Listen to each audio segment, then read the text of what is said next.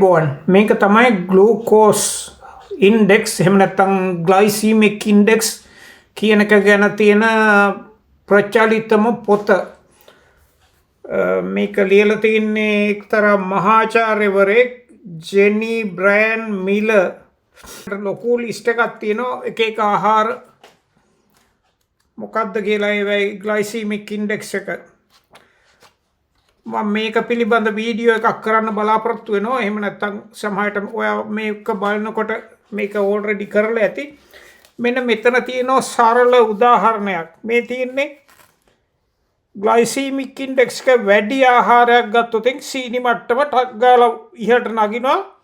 ඊට පස්සේ නිරෝගී කෙනෙකුගේ නම් ඒක ආයිත් පැය දෙකක් විතර යනකොට පල්ලෙහාට යනවා. නමුත් දියවැඩියාව තියෙන කෙනෙකුට මේක පැය දෙකෙන් පල්ලෙහාට එන්නේ නැහැ. සමහරට පැය 4ක් 8ක් යන්න පුළුවන්.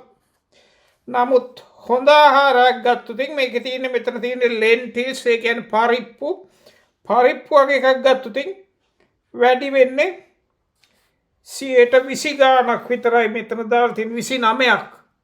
මෙතන 100ක් වැඩි වෙනවට. ඉතින් ඒක තමයි ග්ලයිසීමික් ඉන්ඩෙක්ස් එක අඩු ආහාරවල වටිනාකම. ඒවයි කාබෝහයිඩ්‍රේට් තියුණා වුණත් ඒක එක සැරේට වැඩි වෙන්නේ නැහැ. එතකොට මෙහෙම හිමිහිට වැඩි වෙනවා නම් අපේ ශරීරයට පුළුවන් ඒකට අවශ්‍ය ඉන්සුලින් ටික හදාගන්න. වෙලාව තියෙනවා අපේ ශරීරයට ඉන්සුලින් හදාගන්න. මගේ channel එකට subscribe කරලා එකතු වෙන්න මේ වගේ දියවැඩියාව පිළිබඳ දැනුම ලබා ගන්න.